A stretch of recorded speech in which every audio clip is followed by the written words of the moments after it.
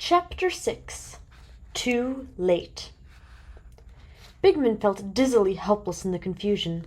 Hanging as closely as he could to the coattails of the restless Morris, he found himself trotting from group to group, listening to breathless conversations which he did not always understand because of his ignorance about Venus.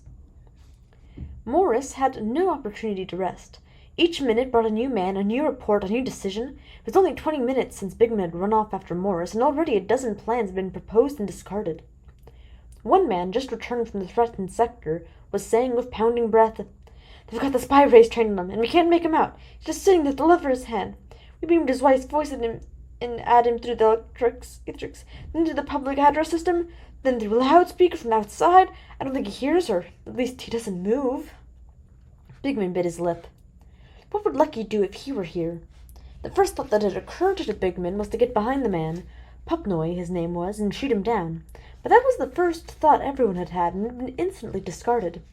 The man at the lever had closed himself off, and the domed control chambers were carefully designed to prevent any form of tampering. Each entrance was thoroughly wired, the alarms being internally powered. That precaution was now working in reverse, to Aphrodite's peril rather than its protection. At the first clang, at the first signal gleam, Bigman was sure the lever would be driven home and Venus's ocean would charge inward upon Aphrodite. It could not be risked while evacuation was incomplete. Some had suggested poison gas, but Morris had shaken his head without explanations. Bigman thought he knew what the Venusian must be thinking. The man at the lever was not sick or mad or malevolent, but under mental control. That fact meant that there were two enemies. The man at the lever, considered by himself, might be weakened from the gas past the point where he would be physically capable of pulling the lever, but before that the weakening would be reflected in his mind, and the man in control would work their tool's arm muscles quickly enough. "What are they waiting for, anyway?" growled Morris under his breath, while the perspiration rolled down his cheek in streams. "If only I could train down an atom cannon at the spot." Bigman knew why that was impossible, too. An atom cannon, trained to hit the man from the closest approach possible, would require enough power to go through a quarter-mile of architecture and would damage the dome enough to bring on the very damage they were trying to avoid. He thought, "Where is Lucky, anyway?" Aloud, he said, "If you can't get this fella, what about the controls?" "What do you mean?" said Morris. "I mean, gimmick the lever. It takes power to open the lock, doesn't it?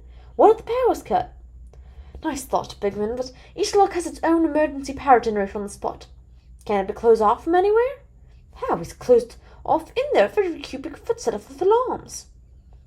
Bigman looked up and, in vision, seemed to see the mighty ocean that covered them. He said, "This is a closed-in city like on Mars. We got to pump air all over. Don't you do that, too?"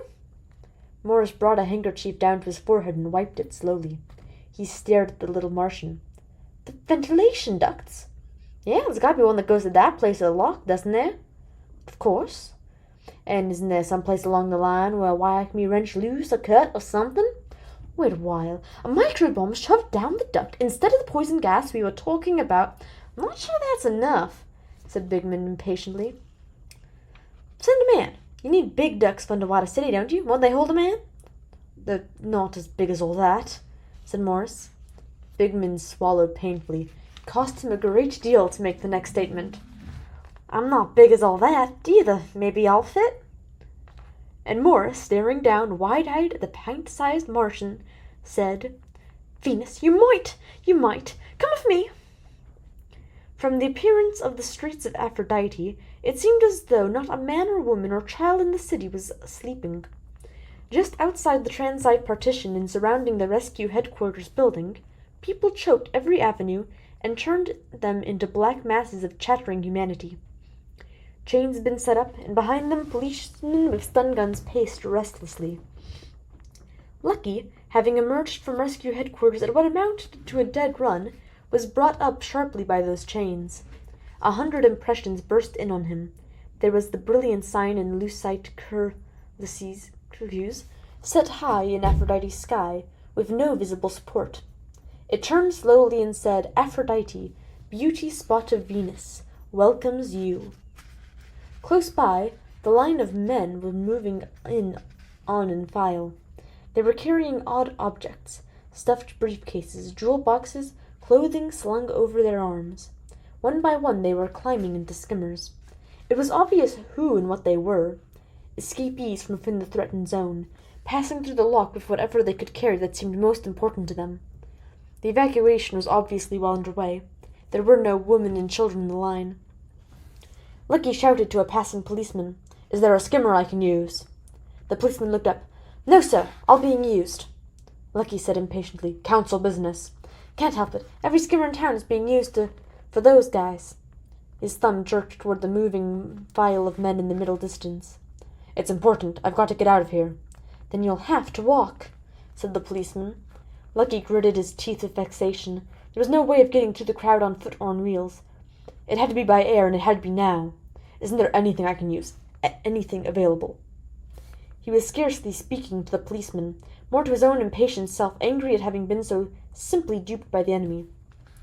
But the policeman answered wryly, "Unless you want to use a hopper." "A hopper? Where?" Lucky's eyes blazed. "I was just joking," said the policeman, "but I'm not. Where's the hopper?" There were several in the basement of the building they had left. They were disassembled. 4 men were impressed to help, and the best-looking machine was assembled in the open. The nearest of the crowd watched curiously, and a few shouted jocularly, "Jump it, Hopper!" It was the old cry of the Hopper races. 5 years ago it had been a fad that had swept the solar system, races over broken, barrier-strewn courses. While the craze lasted, Venus was the most enthusiastic. Probably half the houses in Venus Aphrodite had hoppers in the basement. Lucky checked the micropile. It was active. He started the motor and set the gyroscope spinning. The hopper straightened immediately and stood stiffly upright on its single leg. Hoppers are probably the most grotesque forms of transportation ever invented. They consist of a curved body, just large enough to hold a man at the controls. There was a 4-bladed rotor above and a single metal leg, rubber-tipped below. It looked like some giant wading bird gone to sleep with one leg folded under its body. Lucky touched the leap knob and the hopper's leg retracted. Its body sank till it was scarcely 7 feet from the ground, while the leg moved up into the hollow tube that pierced the hopper just behind the control panel. The leg was released at the moment of maximum attraction with a loud click, and the hopper sprang 30 feet into the air. The rotating blades above the hopper kept it hovering for long seconds at the top of its jump. For those seconds, Lucky could get a view of the people now immediately below him. The crowd extended outward for a half-mile, and that meant several hops. Lucky's lips tightened. Precious minutes would vanish. The hopper was coming down now, its long leg extended. The crowd beneath the descending hopper tried to scatter, but they didn't have to.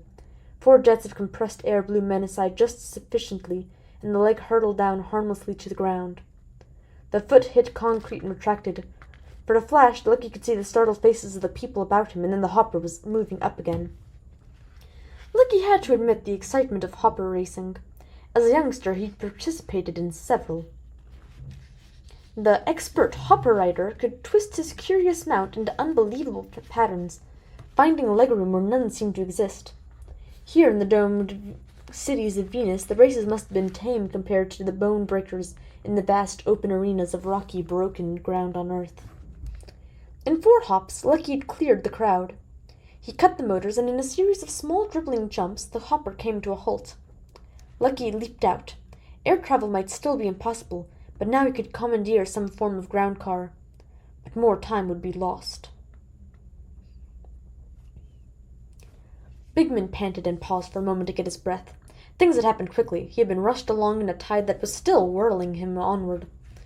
20 minutes before, he had made a suggestion to Morris. Now he was enclosed in a tube that tightened about his body and drenched him with darkness. He inched along on his elbows again, working his way deeper. Momentarily he would stop to use the small flash whose pinpoint illumination showed him milky walls ahead, narrowing to nothing. In one sleeve against his wrist he held a hastily scrawled diagram. Morris had shaken his hand before Bigman had half-clambered, half-jumped into the opening at one side of a pumping station. The rotors of the huge fan had been stilled. The air current stopped. Morris had muttered, "I hope that doesn't set him off." And then he had shaken hands. Bigman had grinned back after a fashion, and then he crawled his way into the darkness while the others left. No one felt it necessary to mention the obvious. Bigman was going to be on the wrong side of the transite barrier. the side from which the others were now retreating.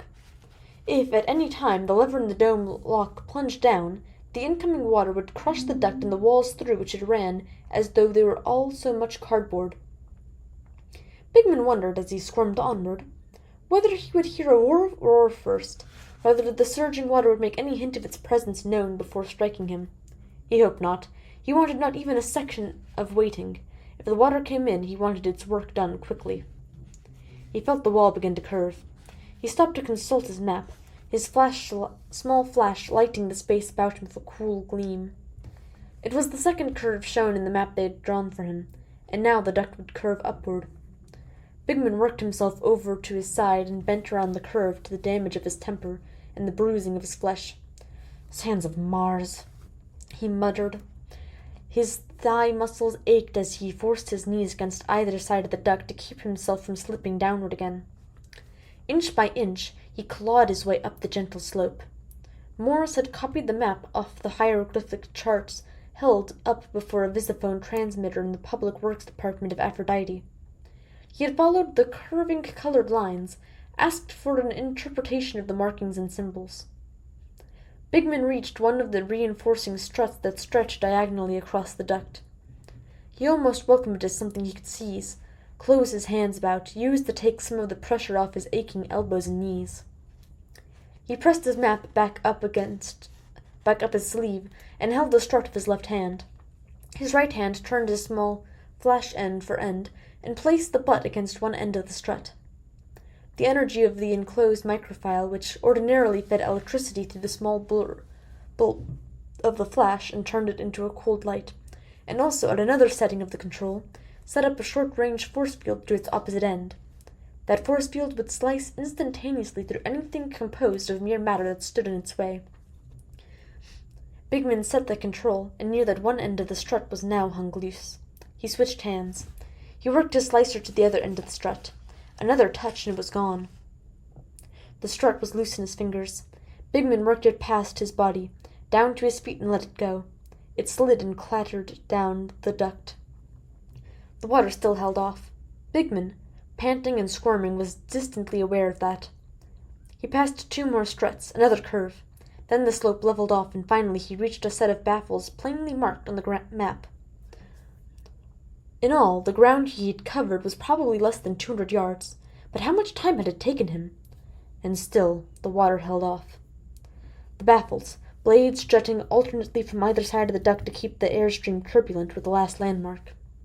He sliced off each blade with a rapid sweep of his flash butt, and now he had to measure 9 feet from the furthest blade. Again he used his flash. It was 6 inches long, and he would have to lay it along the wall, end over end, 18 times. Twice it slipped, and twice he had to turn back to the slightly ragged marking of the last sheared baffle blade, scrambling backward and swearing, "Sands of Mars," in a whisper. The third time the 18th measure landed truly, Bigman kept his finger on the spot. Morris had said the desired place would be almost directly over his head. Bigman turned on his flash, ran his fingers along the curved inner surface of the duct, twisting on to his back. Using the slicer end and holding it, as nearly as he could judge in the dark, some 1/4 of an inch from actual contact, the force field must not slice in too far, he made a circle with it. Cleaved metal fell on him, and he pushed it to one side. He turned his flash on the exposed wiring and studied it. Inches further in would be the interior of a room not 100 feet from where the man sat in the lock. Was he still sitting there? Obviously he had not yet pulled the lever. What was he waiting for? Or Bigman would now be very waterlogged, very dead. Had he been stopped then somehow? Taken into custody, perhaps? A wry grin forced itself on Bigman's face as he thought that perhaps he was squirming through the interior of a metal worm for nothing. He was following the wiring. Somewhere here should be a relay. Gently he pulled at the wires, first one, then another. One moved, and a small black double cone came into view. Bigman sighed his relief. He gripped the flash of his teeth, freeing both hands. Gingerly, very gingerly, he twisted the 2 halves of the cones in opposite directions. The magnoclasps yielded, and the 2 halves moved apart, exposing the contents. They consisted of a brake relay, 2 gleaming contacts, one encased in its field selector and separated from the other by a nearly imperceptible gap. At an appropriate stimulus, such as the pulling of a small lever, the field selector set up the energies that would pull down on the other contact, send energy streaming across the point of closure, and open a lock in the dome. It would all happen in a millionth of a second. Bigman, sweating and half expecting the final moment to come now, with his task a second from completion, fumbled in his vest pocket and withdrew a lump of insulating plastic. It was already soft in the warmth of his body. He needed it a moment and then brought it down delicately upon a point where the two contacts nearly met. He held it there while he counted 3 and then withdrew it. The contacts might close now, but between them there would be a thin film of this plastic, and through it the flow of current could not pass. The lever could be pulled now. The lock would not open. Laughing, Bigman scrambled backward, made his way over the remnants of the baffle, past the struts he had cut away, slid down the slopes. Bigman searched desperately for Lucky through the confusion that now flooded all the city. The man at the lever was in custody. The transite barrier had been lifted, and the population was flooding back, angry for the most part at the city administration for allowing the whole thing to happen, into the homes they had abandoned. To the crowds who had so ghoulishly waited for disaster, the removal of fear was the signal for a high holiday. At the end, Morris appeared from nowhere and placed a hand on Bigman's sleeve. "Lucky's calling." Bigman, startled, said, "Where from?" "From my room in the council offices. I've told him what you've done." Bigman flushed with pleasure. Lucky would be proud. He said, "I want to talk to him." But Lucky's face on the screen was grim. He said, "Congratulations, Bigman. I hear you were terrific." "It was nothing," grinned Bigman. "But where have you been?" Lucky said, "Is Dr. Morris there? I don't see him." Morris squeezed his face into the viewer. "Here I am." "You've captured the man at the lever, according to news I hear." "We did. We absolutely did. Thanks to Bigman," said Morris. "Then let me make a guess. When you closed in on him, he did not try to pull the lever. He simply gave himself up." "Yes," said Morris, frowning. "But what makes you guess that?" "Because the whole incident at the lock was a smoke screen. The real damage was slated to happen at this end. When I realized that, I left. I tried to come back here. I had to use a hopper to get through the crowd and a ground car the rest of the way." "And?" said Morris anxiously. "And I was too late," said Lucky. And that's the end. You guys get a cliffhanger. Well, hope you've enjoyed. See you hopefully next week. Bye!